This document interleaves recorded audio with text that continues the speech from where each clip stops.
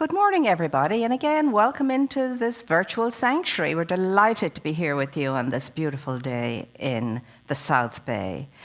And I am knowing that as we move ahead in our experience of this wonderful challenge that has been presented to us, everybody is doing well, and everybody is holding the forth in consciousness, because that's where our power is, in consciousness. And so once we're keeping that swept clean, everything else will work unto the good of that. I absolutely am convinced and know. So now please do join me in knowing something greater than ourselves, and not only knowing it, but feeling it and being present in it, because we're always in that power and in that presence. And so it's a delightful thing for us to get together like this, and as a communal energy, be in that one power, in that one presence, knowing something great and something good and something grand and something that's true and real, dependable and reliable. That's what we need to know all the time in these days. If not now, when, for heaven's sakes? This is our time to live the teaching as we've never lived the teaching before. And what an amazing good thing that is.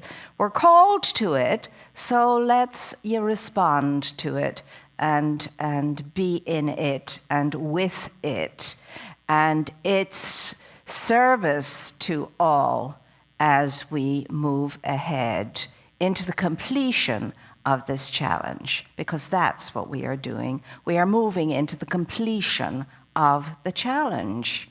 And the only way you and I will do that well, really well, is to be in the moment now and to do it one day, one gifted, precious day at a time.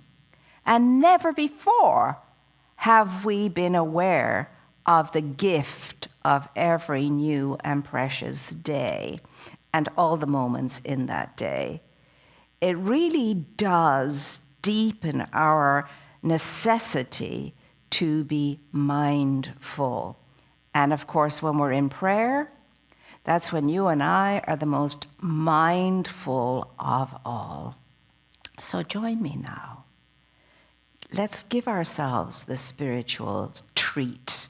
Let's go into this spiritual spa and let's wash ourselves clean and clear of all the debris of the outer world that weighs upon us so very heavily.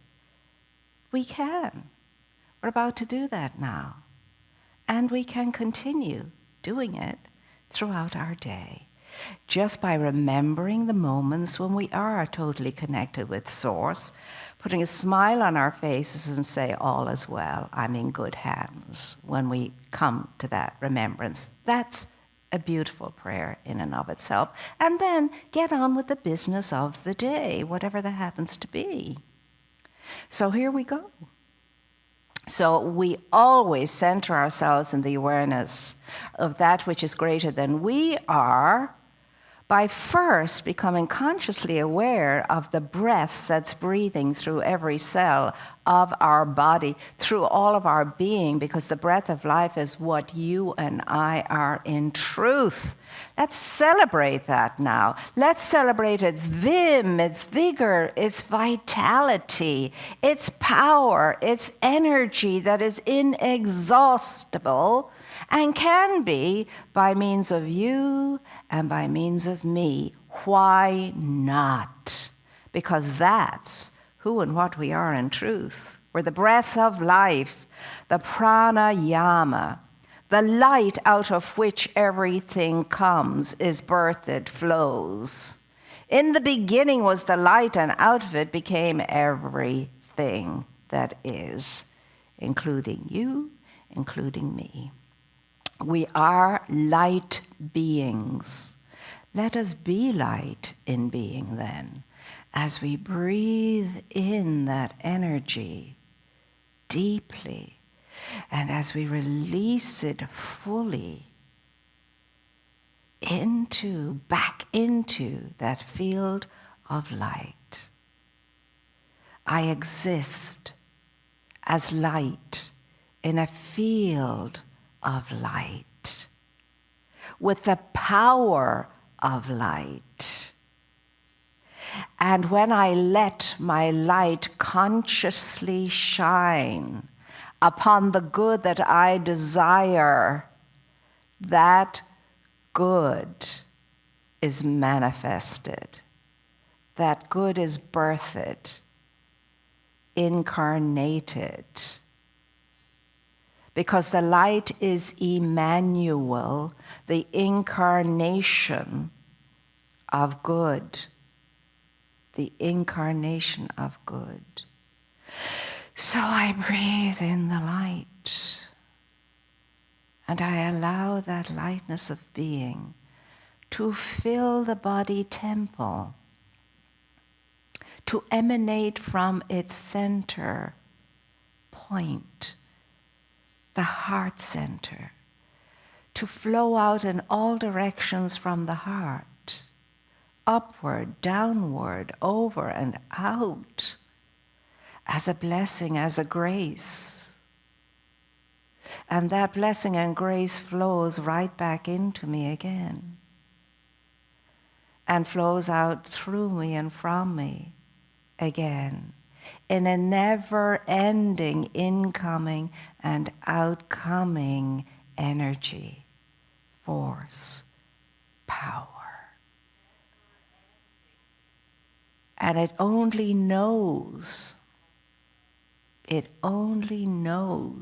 itself. It only sees itself. It only feels itself. For there is none other than the one self, in which everything lives, moves, and has being. This is the light. This is the power. This is the presence. And within it, there can only be radiations of itself. And I am its radiation, consciously now pulsating, vibrating, in flow, magnificent flow, with all that is whole and wholesome and unified. That's what I am right here. That's what I am is and always ever shall be. The energy of life flowing magnificently, flowing magnificently, flowing magnificently, flowing magnificently. It pulses in and it pulses out. It pulses in and it pulses out. Coming in, going out as one beautiful, magnificent, munificent, maleficent, wondrous essence. That mellifluence that it is a light tone that's heard and vibrates through everything that is and isn't, through everything that's visible and invisible, can be contacted everywhere, at every time, in every space. The song of the universe, the light of the spheres, the energy of the stars, right where I am, as I am, here and now.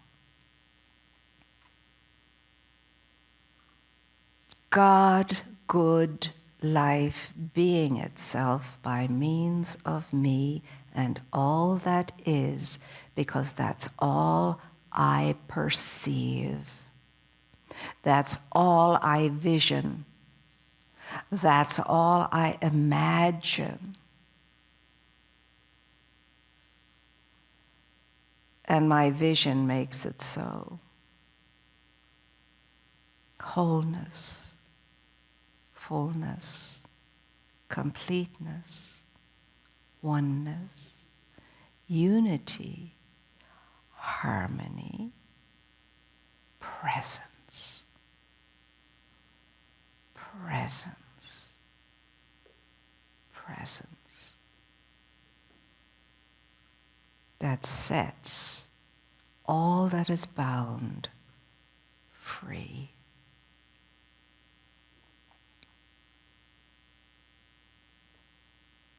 So I embrace, imbibe the moment, and in quietness I allow it to breathe itself in and out of this faceless, bodiless point of light and energy, the self of myself,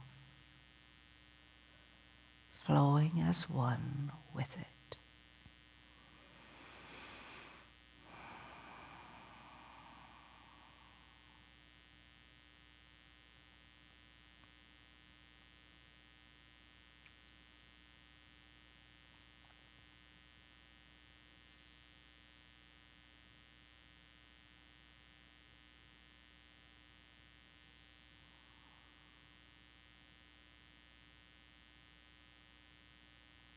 And there it is, the beautiful blue-green planet Earth, glowing and turning in light energy, filled only with light energy, as it is meant to be. I see it, I feel it, I'm one with it. It is as I see it and feel it to be. Love in expression. Wholeness in expression. Unity in expression. Harmony in expression.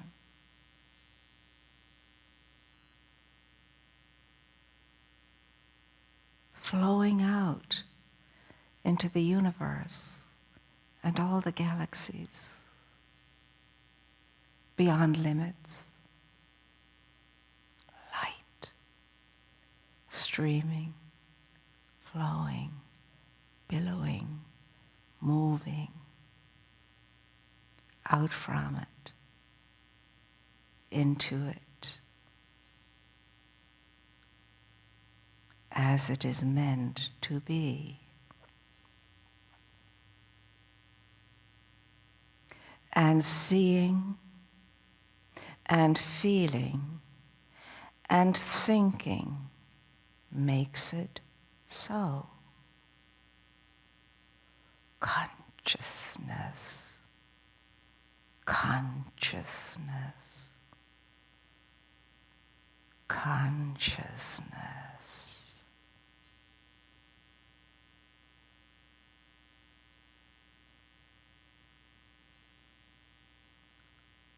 Light, fire, love, spirit, music, energy.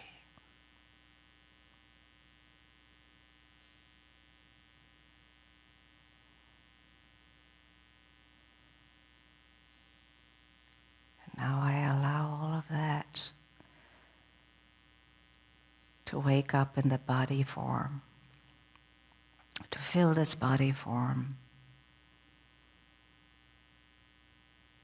and to find all the nooks and crannies that may be dim, and charge those nooks and crannies with light and life and vim and vigor and zest and vitality.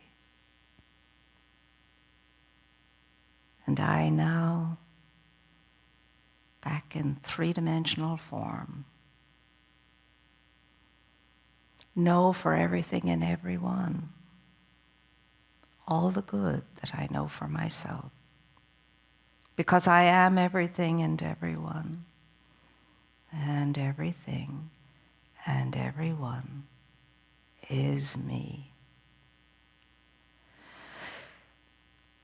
The power and the awesomeness of this realization. God and only God, life and only light, light and only light, love and only love. The truth that sets all free. Released now as truth, responded to as truth, affirmed as truth. I declare, and so it is. And so it is.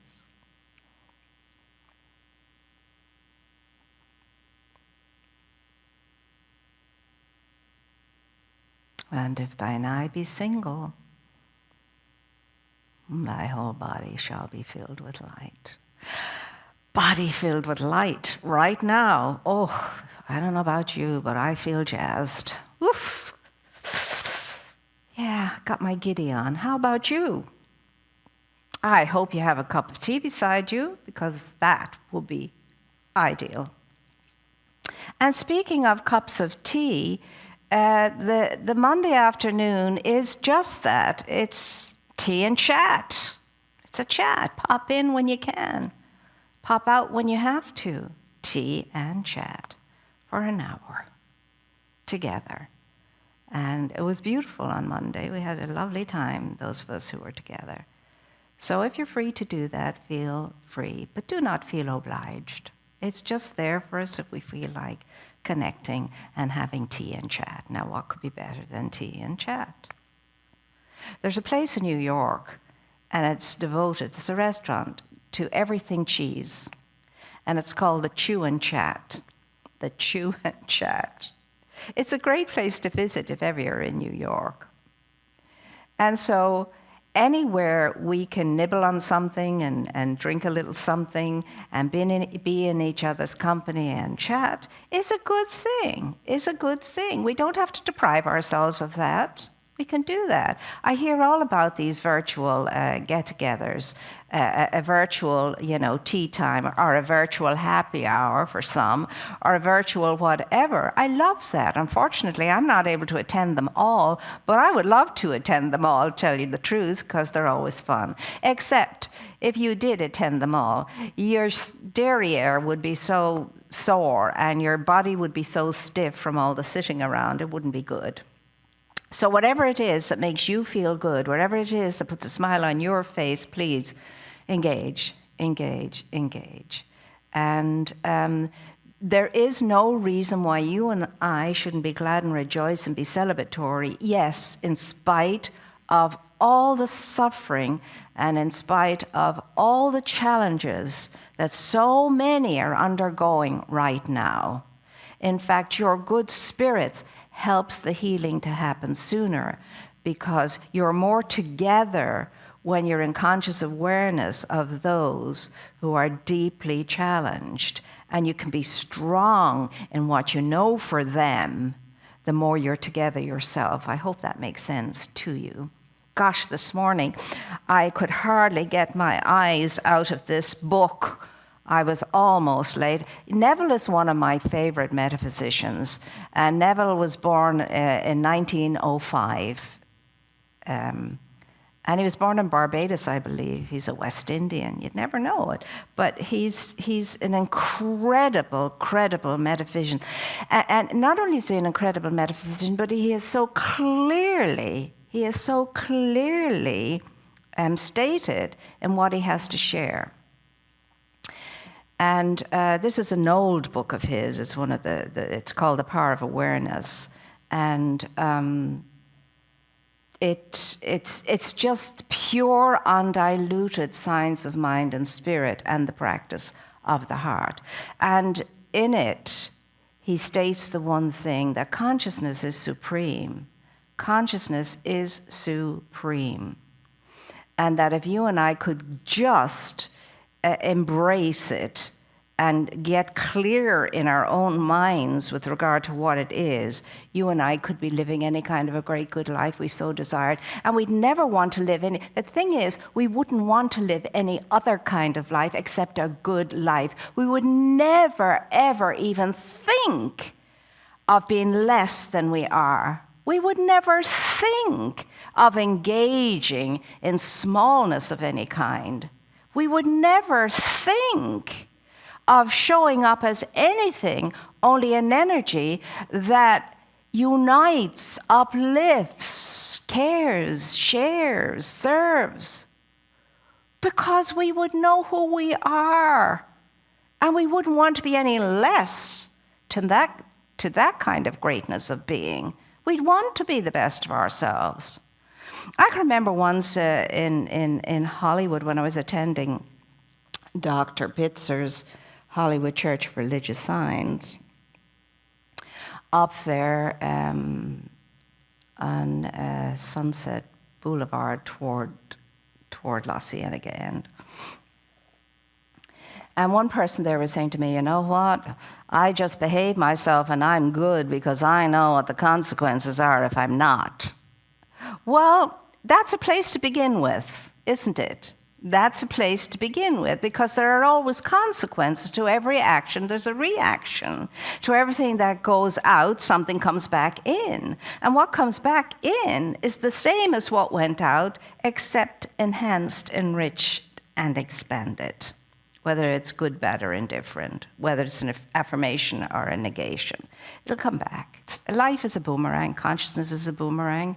Goes out there, comes right back at you, and sometimes that boomerang just slaps you off the side of the head and knocks you out. And sometimes it lands gracefully in your hands, depending upon what you sent out there. So why would you and I want to be less than we are? That is the question. But it's a small question compared to how do we get back into the realization of who and what we are. How? Well, consciousness, consciousness, consciousness. Now, he says in the very first page of his book, it's kind of the dedication here in this book, and I want to get it exactly as he says it, if I can find it. There it is. He says,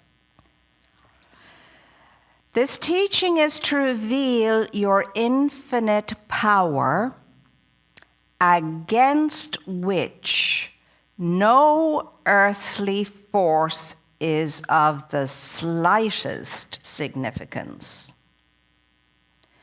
Against your conscious power, no earthly thing is of the slightest significance. It does not have the power of your infinite power. So your infinite power trumps all other powers. I could spend the rest of my life just contemplating those few words, and it wouldn't be enough. Really, as I see it, it wouldn't be enough. And then at the very beginning of the book, and I'm only going to share a few lines of this because we could be here until next year and beyond otherwise, he says, I am is the self-definition of the absolute, the foundation on which everything rests. I am is the first cause substance. I am is first cause, the divine substance of everything. That's what I am is. And of course, the first name given to this thing the majority of the world calls God was I am. Tell them, I am that I am. Hum sub hum. I am that I am. Be still and know that I am. Now, to be still, we were just still a few moments ago to know the I am, and we did. We did. We did. And he says here that imagination is the only redemptive power in the universe. He says light is consciousness. Consciousness is light. In the beginning was the light, really, and out of the light, the darkness was dispelled. And the light moved over, the Spirit moved upon the waters, the Spirit moved upon the waters of consciousness. And everything flowed out of that movement of light upon consciousness. Consciousness gives birth. And the originator of it all, the great unmoved mover, created everything that is formed out of itself, light, energy. Conscious, universal, infinite, unlimited consciousness. Now that's awesome and lovely, but what significance does it have for you and for me? The significance it has is that you and I create the very same way that the originator of everything creates. We think it into being. We think it into being. Neville goes on to explain that the process of creation is, well, he reduces it to three simple things. The first one is, you got to feel the fire in your belly. Your solar plexus indicates your solar plexus indicating that central balanced area of your being. And when that's centered and intact, all is well. But he says the first thing is the fire of desire, intent, in the process of conscious creation. You must have a burning deep desire. Burning deep desire. The intent, the intention, the power of that intention. But it's not just a thought. I think I intend to. I have to have the desire, the burning desire, which is the conviction, which is the confidence, which is the knowing, which is the awareness. This is for me to know, this is for me to experience, and understand this. The only way we system safe, this is what we have to know, or can know. Or is it going to be the same old sluggish kind of thinking? The same old feelings that we entertain? Are we going to be bowed down by erroneous thought, erroneous feeling, erroneous ways of being?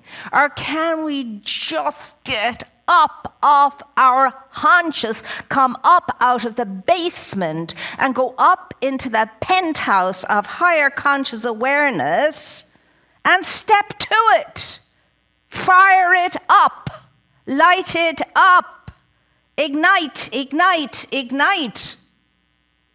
And as you do that, you'll be igniting everything all around and about you too. Well, of course, don't take my word for it. Never take anybody's word for anything until you try it out. Try it out. And then you will come at it with new and wonderful ways, and you will share those new and wonderful ways with others. This is what happened for me. Because it's going to happen for each and every one of us in our own unique way. And remember what he says, there's nothing in the outside world of any significance or consequence compared to the infinite power that is within you and within the world too. I mean, what is it going to be? What will it take for us to wake up, if not this? This is just a wake-up call. This is a wake-up call.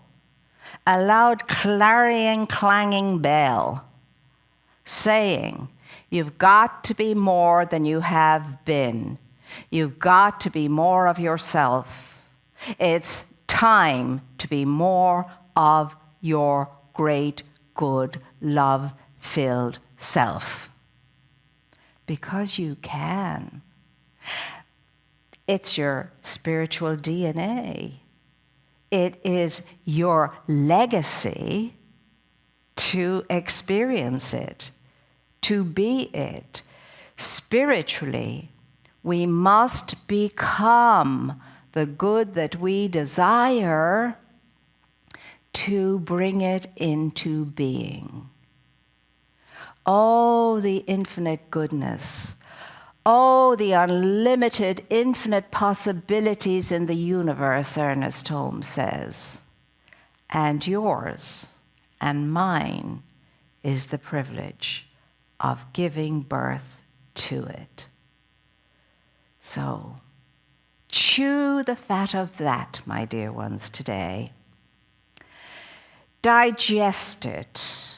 And now you're free to go get a cup of coffee or a cup of tea or whatever it is that's going to put a smile on your face and enjoy the rest of this very blessed day and bless and bless and bless every blessed one and every blessed thing, beginning with yourself. See you next time, virtually, when we get together. But before we do that, of course we will conclude the way we always conclude, by sharing.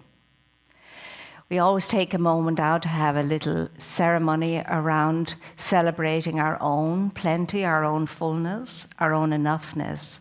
It's a rare gift indeed that we should have, that enough of us on this planet have, that fullness and plenty, enoughness, from which we can share. And we're knowing that the day is hastening when every single person on this planet will be able to do what we can do. We can take our gift between our blessing hands and we can bless our gift and as love send it forward to do great good in the world, because it does. And thanks to you being in community, we have the power here in our center to do great good in the world. Thank you for that. And for your good thoughts, your good deeds, and your good energy every day. You're making the difference. So know with me this. Divine love consecrates this gift. It goes forth to heal, to bless, and to prosper. All those who give and all those who receive. I delight in the sharing of my good, and I release my gift with love. And so it is. And so you are awesome and wonderful, as always you have been, are now, and evermore shall be. Again, until we meet again, just be at home with yourself. And take care of all that's in your ability to take care of too. Because God dwells in you as you. That's your strength, and that's your power, and so it is.